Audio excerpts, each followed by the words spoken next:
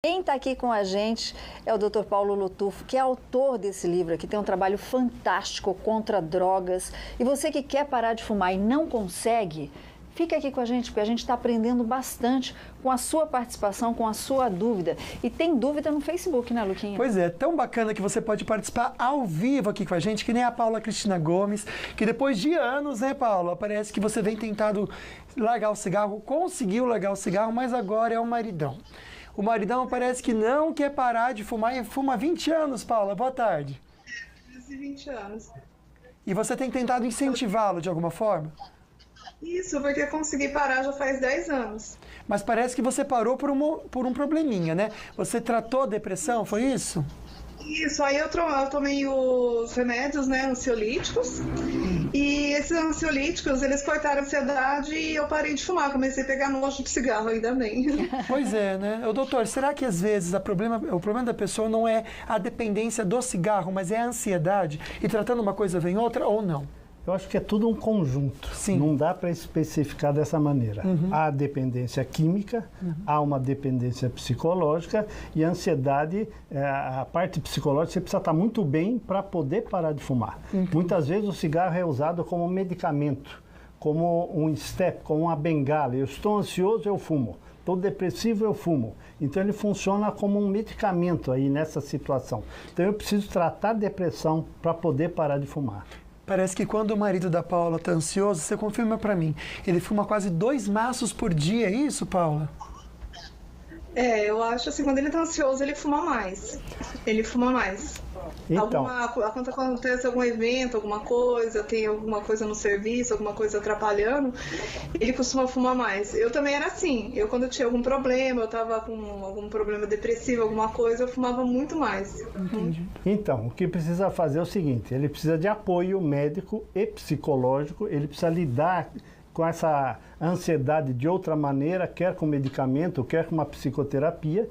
E a sua situação aí é o seguinte, se você ficar pegando no pé do seu marido, ele vai ficar mais ansioso e vai fumar mais. Então a gente pede para a família não ficar insistindo para ele parar de fumar. Ele precisa achar o momento dele, deu para entender? Mas seguramente, se ele fuma pela ansiedade, ele precisa procurar alguém para tratar essa ansiedade e aí poder parar de fumar. Senão fica muito difícil. Paulo, obrigado, viu, por abrir o coração aqui com a gente. A gente sabe que quando a gente ama uma pessoa, no caso o seu marido, a gente quer cuidar, né, Solange? Então a gente entende que até a sua participação aqui é uma forma de carinho e amor pelo seu marido, porque você realmente quer ajudá-lo e a gente agradece muito você aqui, viu? Boa tarde para você, linda.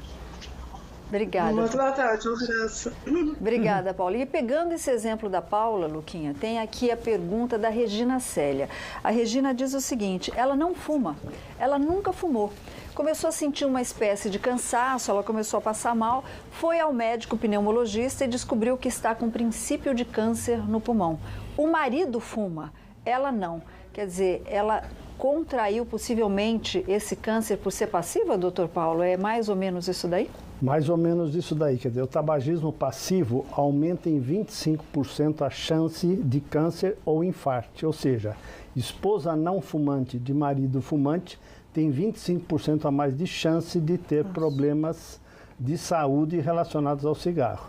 Então o tabagismo passivo é isso, por isso a lei não se fumar em ambiente fechado, nós conseguimos diminuir infarto e câncer de pulmão, são dados do INCOR, na cidade de São Paulo, desde 2009, quando foi a propagação da lei proibindo se fumar em ambiente fechado. Acho fantástico isso. Nossa, eu também acho que é uma evolução, né, Solange? Nossa, total. Aliás, tem países da Europa que não são assim e a gente tem que ser algo bom de ser brasileiro. E viver nesse lugar que a gente vive é desfrutar disso, né? Mas você entende ou sabe o que acontece quando a nicotina ela entra no nosso corpo?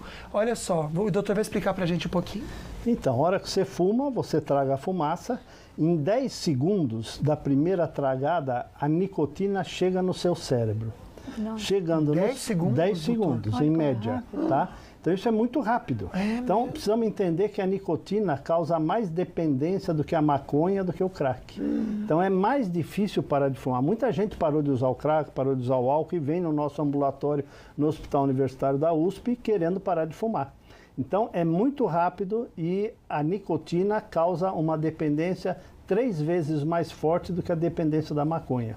Por isso, dificuldade em parar de fumar. E essa dependência da nicotina pode abrir portas para dependência de outras drogas, não? Não a dependência, mas o uso do cigarro abre portas para outras maneiras de se fumar, no caso a maconha, que hoje, por exemplo, 25% dos jovens até 17 anos já experimentaram cigarro. Trabalho nosso no entorno da Universidade de São Paulo. 20% já experimentou a maconha. A maconha hoje disputa como primeira droga com o cigarro, deu para entender? Quer dizer, o boom da década de 50, que era o cigarro chique, era chique fumar e tal, era socializava a pessoa e tal, hoje é a maconha, né? Então o cigarro diminuiu muito, nós éramos 30% de fumantes no país, hoje somos 10%. Mas a maconha está ocupando espaço, principalmente na juventude. Tem inclusive aqui, Luquinha, mostrar rapidamente um trabalho também do Dr. Paulo, que ele carinhosamente chamado de Dr. Bartô, maconha, sim ou não? Olha aqui, a gente vai trazer o Dr. Paulo, ele não sabe disso, está sabendo agora, várias vezes aqui no programa, para nos orientar em relação à droga, álcool, viu, Luquinha? Para a gente fazer essa campanha contra esse tipo de produto. Na verdade, é falar a verdade, Sim. né? Porque muito Sim. se fala bem da maconha, mas a verdade é que ela destrói mesmo vidas, e isso é muito sério mesmo, né? Comentar com vocês aqui que toda sexta-feira a gente tem um quadro do Meu Amigo Bicho, e a gente recebe perguntas de você mesmo, pelo Face ou WhatsApp, e a gente encaminha essas perguntas para o Dr. Marcos Massal. E a Ivone de Caraguá fez uma perguntinha, e a gente vai aprender agora com o Dr. Marcos, então, no quadro Meu Amigo Bicho.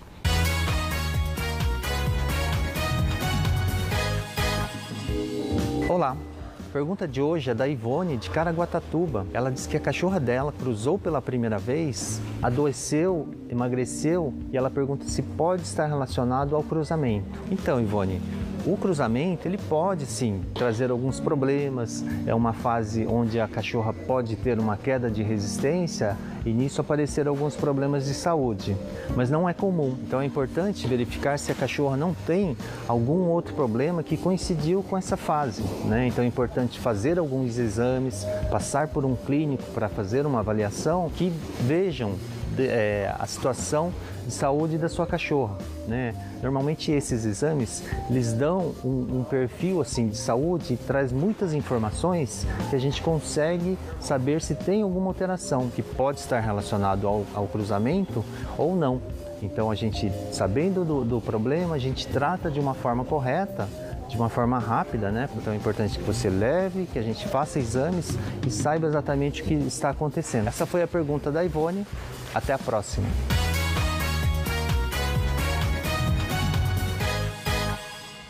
Aliás, eu estive na Polipet essa semana, Solange. Que delícia de lugar para passear com um cachorrinho, né? Então vale a pena você conhecer também, não só o Dr. Marcos Massal, mas toda a estrutura que oferece para você e para quem você ama, que é o bichinho de estimação. Bom, o Congresso Nacional aprovou nessa quinta-feira o projeto enviado pelo governo que destina mais de 102 milhões ao Ministério da Justiça e para a Polícia Federal voltar a emitir passaportes. Com a aprovação do projeto, a proposta seguirá para a sanção do presidente Michel Temer e no último dia 27, a Polícia Federal anunciou a suspensão da emissão de passaportes, alegando insuficiência do orçamento. Não tem insuficiência de orçamento, é simplesmente parar de pagar benefício e uma mata para deputado e senador que sobra dinheiro, é simples assim. Se sobra, né, Sol? Para passaporte para todo mundo, para né? todo mundo. Bom, vem mudanças na CLT e a gente comenta com vocês um pouquinho no próximo bloco, mas que bom receber carinho. E olha que princesa linda, Solange, mandando um beijo pra gente. Olha que linda.